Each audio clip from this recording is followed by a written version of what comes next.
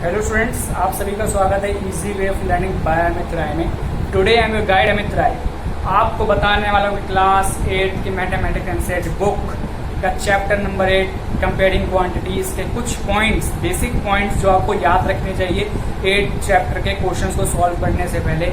कि वो पॉइंट्स है जो आपके बुक के चैप्टर नंबर 8 के एक्सरसाइज 8.2 से पहले दे रखे हैं। ये वो वाले पॉइंट्स मैं आपको यहाँ पे आज बताने वाला हूँ इस वीडियो के थ्रू। ठीक है, इन पॉइंट्स को अगर आप याद रखोगे तो ही आपको जो है 8.2 के क्वेश्चन अच्छे ढंग से समझ आएंगे। ठीक है, इन पॉइंट्स को समझाने के लिए आपके मैंने यहाँ पे 5 क्वेश्चन दिए हुए हैं। इन क्वेश्चनों को हम सॉल्व करेंगे इन पॉइंट्स को समझने के लिए। जो पॉइंट्स मैंने यहाँ पे 5 पॉइंट लिखे हैं, इन्हीं 5 पॉइंट के बेस पे मैंने ये 5 क्वेश्चन बनाए हैं। ये आपकी बुक का ही क्वेश्चन है, यहाँ पे हम सॉल्व करके मैं आपको यहाँ पे दिखाने वाला हूँ। ठीक है दोस्तों, तो आपको जो है पूरी वीडियो यहाँ पे देखनी पड़ेगी। इन क्वेश्चनों को अगर आपको अच्छे ढंग से समझना है, इस वीडियो को समझना है, तो आपको पूरी वीडियो बिना स्किप करे हुए देखनी पड़ेगी। ठीक है दोस्तों, चलिए लेट्स स्टार्ट करते हैं आज की क्लास। ठीक है, फर्स्ट पॉइंट दे रखा है इंक्रीज और डिक्रीज परसेंटेज। इंक्रीज और डिक्रीज परसेंटेज क्या होता है कि अगर कोई किसी चीज का ओरिजिनल प्राइस दे रखा है, आपने नाम सुना होगा ओरिजिनल प्राइस। ठीक है, तो उसमें अगर अचानक से कुछ बढ़ जाता है, उसका प्राइस बढ़ जाता, मान लो किसी पेन का प्राइस 10 रुपीज था पहले, अब वो 15 का हो गया, तो 5 रुपए बढ़ गया ना। तो हमको उसी का परसेंट निकालना है, कितने परसेंट बढ़ा तो इंक्रीज परसेंटेज कहलाएगा। अगर वही घट जाता 8 रुपए हो जाता तो हमको निकालते कितने परसेंट घटा, तो डिक्रीज परसेंट कहलाता। ठीक है, तो इसका मतलब ये है इंक्रीज या डिक्रीज परसेंटेज का। डिस्काउंट, आप लोगों ने डिस्काउंट सुना होगा, नॉर्मल सी बात है, क्योंकि आपने कई जगह लिखा भी देखा होगा 20% ऑफ, 10% ऑफ। इसका मतलब क्या है, ये डिस्काउंट है। इसका मतलब क्या कह सकते हैं कि ओरिजिनल प्राइस जो है आपका, उसमें से आपने कुछ चीज माइनस कर दी, थोड़ा सा प्राइस आपने माइनस कर दिया, तो आपका डिस्काउंट निकल आया। वही क्या होता है, डिस्काउंट होता है। जो भी आपको ओरिजिनल प्राइस से कम पे करते हैं, ओरिजिनल मान लो 10 रुपए है और आपने पे करे 8 रुपए, तो आपने 2 रुपए कम पे करे, तो इसका मतलब क्या है, वो 2 रुपीज क्या हो गया आपके, डिस्काउंट मिल गया आपको। ठीक है, तो ये है हमारा डिस्काउंट का concept. Cost price, selling price, profit percent या लॉस परसेंट। कॉस्ट प्राइस का क्या मतलब है कि आपने कोई चीज खरीदी, आपने 10 रुपए की खरीदी कोई चीज, ठीक है, और आपने उस चीज को बेच दिया 15 रुपीज में। ठीक है, तो कॉस्ट प्राइस क्या होगी, आपके जितने आपने दिए हैं उसके पैसे। आपने मान लो पेन खरीदा, आपने कितने रुपए दिए होंगे, 10 वाला पेन खरीदा आपने, 10 रुपए दिए होंगे आपने। ठीक है, इसका मतलब क्या, वो 10 रुपए आपके लिए कॉस्ट प्राइस है, और आपने उसी पेन को आगे 15 में बेच दिया किसी को। ठीक है, तो 15 रुपए क्या आपके लिए सेलिंग प्राइस है। ठीक है, और 10 रुपए आपको आप कितने का आपको फायदा हो गया, 10 रुपए का पेन खरीदा, 15 का बेच दिया, 5 रुपए ज्यादा मिल गया आपको, तो 5 रुपए क्या है आपके लिए, प्रॉफिट है। क्या है, प्रॉफिट। और प्रॉफिट परसेंट कैसे निकालते हैं, जितने में से जितना प्रॉफिट हुआ है उसको हम परसेंटेज में कन्वर्ट कर दोगे तो प्रॉफिट परसेंट निकल आएगा। और मान लो आपने 10 का पेन खरीदा और 8 का बेच दिया, ठीक है, तो लॉस हो रहा है यहाँ पे कम, क्योंकि 10 का खरीदा 8 में बेचो, 2 रुपए का कम मिल रहे हैं आपको, तो 2 रुपए का यहाँ पे लॉस है। तो 2 रुपए का जो लॉस हुआ उसी को परसेंट में कन्वर्ट करो कि इतने का हमने बेचा तो इतना हमको लॉस हो गया, तो वही क्या है, वो लॉस परसेंटेज है। 2 रुपीज का क्या है आपके लिए, लॉस है। ठीक है, तो ये था कॉस्ट प्राइस, सेलिंग प्राइस और प्रॉफिट परसेंट का कंसेप्ट। एक चलो यहाँ पे ध्यान से देखेंगे, कॉस्ट प्राइस जो होता है हमारा, किसके इक्वल होता है, सेलिंग प्राइस प्लस में प्रॉफिट। ठीक है, कॉस्ट प्राइस होता है हमारा सेलिंग प्राइस माइनस प्रॉफिट। ठीक है, अगर इसका इन्वर्स करें यहां पर, तो सेलिंग प्राइस कैसे निकालोगे, कॉस्ट प्राइस में प्रॉफिट ऐड कर दोगे। ठीक है, तो कॉस्ट निकालना है तो सेलिंग में प्रॉफिट माइनस कर दो, सेलिंग निकालना है तो कॉस्ट में प्रॉफिट ऐड कर दो। और अगर प्रॉफिट निकालना है कि प्रॉफिट कितने का हुआ, तो सेलिंग में कॉस्ट माइनस कर दो, सेलिंग माइनस कॉस्ट प्राइस। ठीक है, प्रॉफिट निकालने क्या करोगे, सेलिंग में से कॉस्ट प्राइस माइनस कर दोगे, और सेलिंग प्राइस हमको निकालना है तो कॉस्ट में प्रॉफिट ऐड कर दोगे, कॉस्ट निकालनी है तो सेलिंग में प्रॉफिट माइनस कर दोगे। ठीक है, तो ये था कंसेप्ट हमारा कॉस्ट प्राइस का। और अगला देखो सेल्स टैक्स। सेल्स टैक्स क्या होता है, देखो अब बेसिक कंसेप्ट समझो। सेल्स टैक्स, जब भी आपने या किसी बड़े बिजनेसमैन कोई चीज बेचता है, ठीक है, तो उसको जो है अपनी चीज बेचने पे जो उसने सेल्स टैक्स देना पड़ता है उसको, कि उसने कोई चीज बेची तो उसके ऊपर कुछ परसेंट तो उसने बढ़ा के बेचा ना, प्राइस बढ़ा के बेचा, तो उसका मतलब क्या, उसको सेल्स टैक्स देना पड़ेगा। हाँ, मेरी इतनी की सेल हुई तो आपको जो टैक्स उतना पे करना पड़ेगा, स्लैब होते हैं गवर्नमेंट से, ज्यादा टैक्स पे करना पड़ता है, वो सेल्स टैक्स होता है। ठीक है। ऐसे ही अगला कंसेप्ट है value added tax. Value added tax का क्या मतलब है, जैसे मैंने आपको एग्जांपल दिया था 10 की पेन आपने 15 में बेच दिया, तो आपने 5 रुपए उसमें ज्यादा ऐड कर दिए, मतलब 10 की चीज थी आपने 15 लगा दिए, तो 5 रुपए ज्यादा ऐड करे, तो 5 रुपए आपने ज्यादा ऐड करे हैं, उसके ऊपर जो भी टैक्स लगेगा वही क्या है, वैल्यू एडेड टैक्स है। ठीक है, तो वैल्यू एडेड टैक्स किस पे लगता है, वैल्यू एडेड टैक्स लगता है हमारा कि जितने हमने ऐड करा, जितना प्रॉफिट था उसमें जो हमने ऐड करा वही क्या है, प्रॉफिट पे जो लगता है टैक्स वो वैल्यू एडेड टैक्स है। ठीक है, मतलब प्रॉफिट मीन्स कहने लगे कॉस्ट और सेलिंग के पीछे जो डिफरेंस है उस पे लगता है वैल्यू एडेड टैक्स। ठीक है, तो ये थे हमारे 5 कंसेप्ट। अब हम सॉल्व करेंगे इन्हीं कंसेप्ट के बेस पे इन 5 क्वेश्चंस को। ठीक है,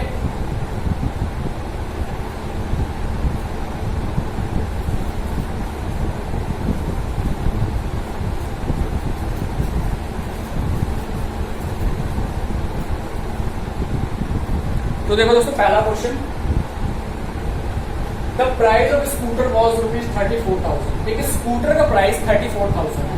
ठीक है, लास्ट ईयर था ये। ठीक है, और ये जो 20% से इस बार इंक्रीज हो गया है। आपको ये निकालना है इसके अब करंट का प्राइस कितनी है, तो क्या करोगे, इसके 2 मेथड हैं। ठीक है, एक तो बहुत ही आपके बुक के मेथड से लेकर देखे तो उसमें 2 मेथड दे रखे हैं, एक आपको देखा लंबा मेथड और एक तो शॉर्ट मेथड, जिसमें कैलकुलेशन थोड़ी ज्यादा लगेगी बट आंसर जल्दी निकलेगा। ठीक है, तो ये हमारा 2 मेथड दे रखे हैं। पहला मेथड हम देखते हैं यहाँ पे, तो पहला मेथड देखो दोस्तों क्या है हमारे पास, 20% ऑफ 34,000। पहले क्या निकालोगे, एक मेथड हमारे पास है मेथड 1, 20% ऑफ 34,000। ठीक है, कितना निकलेगा ये 30%, ये आपका निकल जाएगा दोस्तों 6,800, 6,800। 6,800 क्या निकलेगी आपकी, ये जितना जो है आपका क्या आ गया, प्रॉफिट आ गया।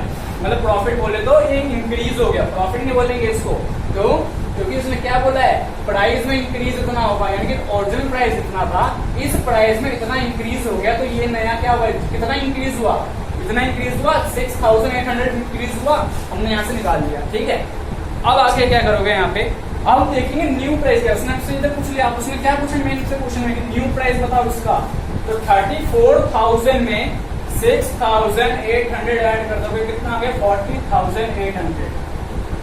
ठीक है, ये आ गया हमारा न्यू प्राइस। अब न्यू प्राइस आ गया, अब इसका मेथड 2 देखो, इसी का मेथड 2 क्या कहना चाह रहा है इसके अंदर हमको, कि मेथड 2 में आप क्या करेंगे, सीधा निकालोगे इंक्रीज्ड प्राइस या न्यू प्राइस, अब सीधा लिखोगे इसके अंदर न्यू प्राइस, कुछ लेने की जरूरत नहीं है। न्यू प्राइस कैसे लिखोगे, कितना बढ़ा, 20% बढ़ा, तो 20 यानी कि 100 रुपीज मान लो 100 रुपीज होता अगर ये, तो 100 में 20 बढ़ाते तो कितना बढ़ाते, 20 रुपए बढ़ाते, तो यानी कि 120 की वो चीज हो जाती बाद में। ठीक है, यानी कि 120 अगर 100 रुपए की थी पहले 100 की थी, अब उसमें 20 बढ़ गया, हमने 20 और ऐड कर दिया, यानी कि 100 पहले थी उसमें 20 हमने बढ़ा दिया, आ गया 100 + 20 करा, और कितना आ गया 120 बटे में 100 आ गया। ठीक है, इसका मतलब ये हमारा करने का मतलब। फिर ये किसका है, मतलब कहने का मतलब क्या है, अगर 100 रुपए प्राइस होता तो ये कितना आता, 120 आता, अगर 34,000 प्राइस है तो कितना आएगा, इससे मल्टीप्लाई करें 34,000 से, तो 120 अपॉन में 100 अपॉन में 34,000। कहने का मतलब है अगर 100 रुपए प्राइस होता तो 120 उसका नया हो जाता, अगर 34,000 प्राइस है तो नया प्राइस कितना निकलेगा, हमको ये निकालना है, तो सिंपल है मल्टीप्लाई करोगे, मैंने आपके यहाँ पे आ जाएगा आंसर, तो ये आ जाएगा 40,800, ये हमारा डायरेक्ट आंसर है, हम इसको और इसको मल्टीप्लाई करोगे तो। ठीक है, तो ये थे हमारे दोनों मेथड फर्स्ट क्वेश्चन को करने के। ठीक है दोस्तों, तो देखो दोस्तों सेकंड क्वेश्चन की बात करते हैं हम। सेकंड क्वेश्चन क्या रहता है, एन आइटम मार्क एट ₹840, एक आइटम पे 840 मार्क था, ठीक है, उसको बेचा गया 714 में। हमको ये निकालना है कितना डिस्काउंट मिला इसके अंदर और कितना डिस्काउंट परसेंट, यानी कितने परसेंट डिस्काउंट मिला। ठीक है, पहले तो मतलब निकालोगे रुपीज में कितना मिला डिस्काउंट, फिर निकालोगे परसेंट में कितना मिला डिस्काउंट। तो देखो क्या करेंगे इस क्वेश्चन के अंदर,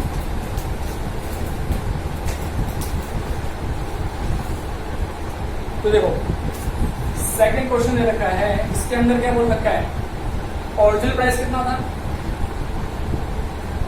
ओरिजिनल प्राइस बोल लो या कॉस्ट प्राइस बोल लो, बात एक ही है, 840, उसमें से माइनस कर दो आप सेलिंग प्राइस, क्या आ गया ये 714, ठीक है। तो ये कितना बच गया 126, क्या बच गया ये डिस्काउंट है ये, ठीक है। तो इसका मतलब क्या है, कितने का डिस्काउंट मिला हमको 126 रुपीज का डिस्काउंट मिला है। अब परसेंट पूछिए उसने तो परसेंट डिस्काउंट निकाल लो यहाँ पे। परसेंट डिस्काउंट देखो दोस्तों कैसे निकालेंगे, 126 किस में से मिला है परसेंट, 840 में से मिला है, ठीक है। तो 126 हमको कितने में से मिला है, 840 में से मिला है, ठीक है। और अगर यहाँ पे ये 100 हम परसेंट से मल्टीप्लाई करते हैं परसेंट निकालने के लिए, तो कर दिया है ले लो, ठीक है। अब इसको मल्टीप्लाई कर दोगे अगर आप यहाँ पे, तो हमारे यहाँ आंसर आ जाएगा सीधा सीधा आ जाएगा 15%, ठीक है। जब मल्टीप्लाई डिवाइड करेंगे तो आपका आंसर कितना आएगा 15% यहाँ पे आएगा, ठीक है। तो कहने का मतलब क्या है, जितने में से डिस्काउंट मिला है उससे डिवाइड करो और जितना डिस्काउंट मिला है उसको डिवाइड करो, ठीक है। तो ये था हमारा सेकंड क्वेश्चन। तो अब मूव करते हैं हम नेक्स्ट क्वेश्चन के थर्ड क्वेश्चन पे, ठीक है दोस्तों। थर्ड क्वेश्चन है हमारे पास, सोहन बहुत था सेकंड हैंड रेफ्रिजरेटर। सोहन ने एक सेकंड हैंड रेफ्रिजरेटर खरीदा 2500 रुपए का, ठीक है, और उसने स्पेंड करे 500 रुपीज उसके ऊपर, ठीक है। तो हम और किसके ऊपर, रिपेयर कराने में उसको उसने स्पेंड करे हैं। तो हमको निकालना क्या है इसके अंदर, वैसे तो लॉस निकालना है या गेन निकालना है। और उसने उसको बेचा कितने पे, 3300 रुपए में उसने बेच भी दिया, ठीक है। मतलब 2500 रुपए की उसने चीज खरीदी, 500 रुपए उस पर खर्चा किया और 3300 रुपए में बेच दिया। तो हमको इसमें ये बताना है कि उसने जो बेचा 3300 में, तो उसको बेचने से प्रॉफिट हुआ या लॉस हुआ। अगर प्रॉफिट हुआ तो परसेंट बताओ, लॉस हुआ तो भी परसेंट बताओ ही बताओ, ठीक है। तो देखो करेंगे कैसे इसको।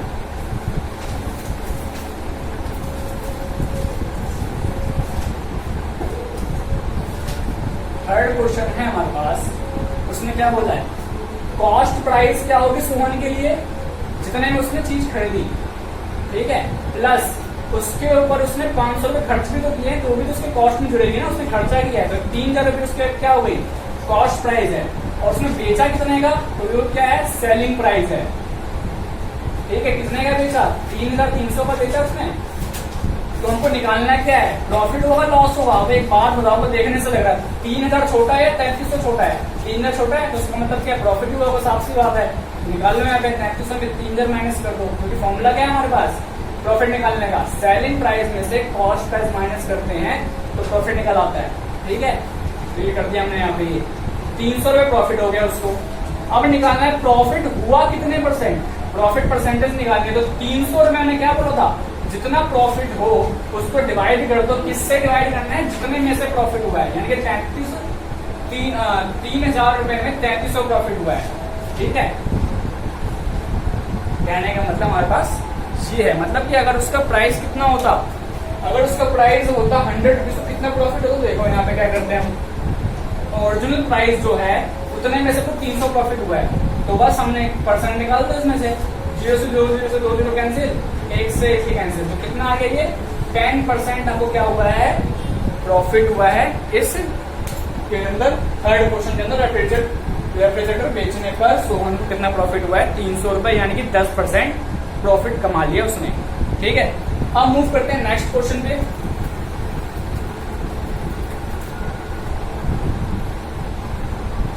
Fourth question, the cost of a pair of roller skates.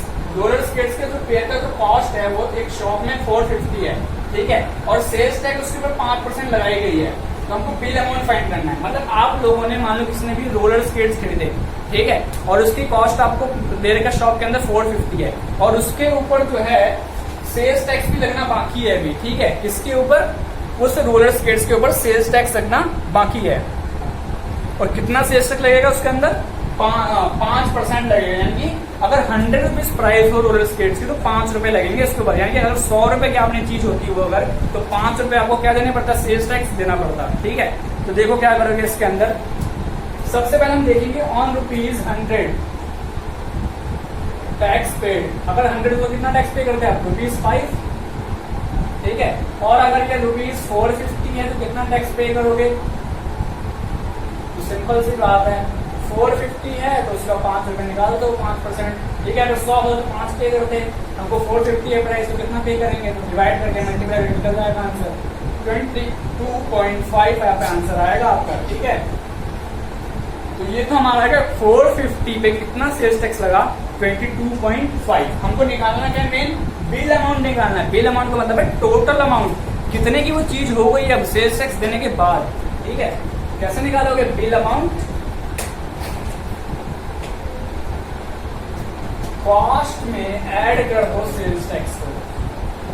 ठीक है, तो बिल अमाउंट निकल आएगा। कॉस्ट कितनी है 450, सेल्स टैक्स कितना है 22.5, ये कितना आ गया 472.5। हमारा आंसर आ गया, किसका आ गया, बिल अमाउंट कितना आ गया 472.5। ठीक है, तो ये था हमारा क्वेश्चन नंबर 4।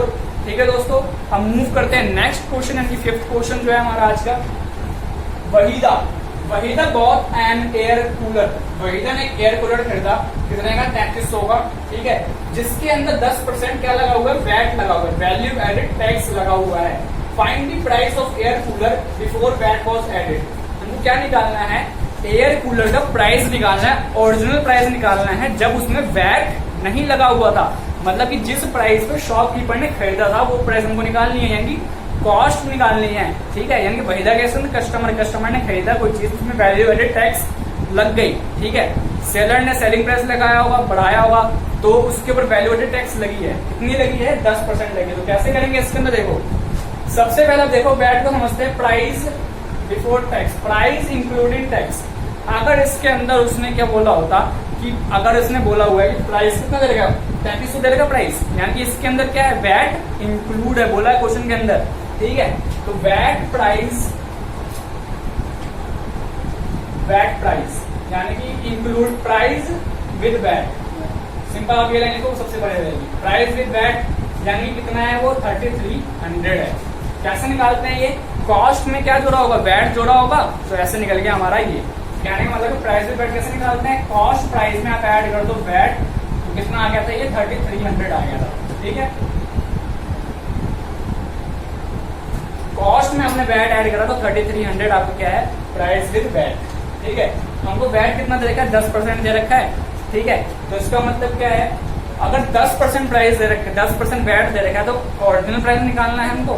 ठीक है, मान लो आपका जो ये प्राइस है 100 रुपए होता, उस पर 10% वैट लगा दो, कितनी की जाती, वो 110 की हो जाती, क्योंकि वैट हमेशा ऐड होता कॉस्ट के अंदर। कॉस्ट अगर 100 होती, उसमें अगर 10% क्या होता वैट है, तो 110 की चीज आती वो। ठीक है, या इसका मतलब क्या है, जो अभी नया प्राइस जो है तो 3300 जो है वो भी ऐसा ही कुछ है कि उसमें कुछ लगा होगा तभी उसमें ये इंक्लूड हो गया, यानी उसमें ऐड करा है हमने कुछ। ठीक है, क्या करोगे इसके लिए, इसमें निकालेंगे ओरिजिनल प्राइस। 3500 रुपए क्या है, जो वैट के साथ है वो 3300 है। ठीक है, और अगर मान लो वो अभी करंट में क्या बता रहा, अगर 100 होता तो 110 होता था अभी करंट में, मान लो पहले 100 था, अब उसमें 10 वैट लग गया तो वो 110 बन गया। ठीक है, अब मान लो यही अगर अब करंट में वो 13300 है, ठीक है, हमने एजम्पशन लिया 110 बन गया। ठीक है, तो इसका मतलब क्या है, अगर 100 होता हमारा कॉस्ट प्राइस तो 110 हो जाता वैट मिला के, और अगर ऐसे अगर मान लो 3300 होता तो कितना होता, इसको ऐसे पढ़ो कि अगर इतना होता तो इतने थे, अगर इतना होता तो कितना होता, यानी कि 100 है, 100 कॉस्ट है, 110 में हो गया वैट लगा के इसका प्राइस, और मान लो अगर 3300 कॉस्ट होती, 3300 मान लो अगर 3300 अगर मान लो यहाँ पे क्या होता कि 3300 अगर हमारे वैट के बाद प्राइस है तो कितना कॉस्ट हुआ होगा उस टाइम पे, तो हमको ये निकालना है। तो सिंपल हमने डिवाइड मल्टीप्लाई करो इसके अंदर, ये हमारा आंसर आ गया 3000। 3000 क्या है, ओरिजिनल प्राइस है किसकी, उस वस्तु की जो वस्तु उसने खरीदी, क्या खरीदी, उसने एयर कूलर खरीदा है, किसने खरीदा है, वहीदा ने। तो ये थे हमारे आज की क्लास के 5 क्वेश्चंस। आई होप आपको ये वीडियो पसंद आई होगी, अगर पसंद आई है तो लाइक करें, शेयर करें, कमेंट करें, साथ में सबसे इम्पोर्टेंट चीज चैनल को सब्सक्राइब करना ना भूलें। ठीक है दोस्तों, ताकि आपको फ्यूचर में जो है अपडेट्स देखने को मिल सके। ठीक है, अगर आप बेल आइकन दबाएंगे तो ही आपको अपडेट्स देखने को मिलेंगी। ठीक है दोस्तों, मिलते हैं आपसे नेक्स्ट वीडियो में। ओके दोस्तों।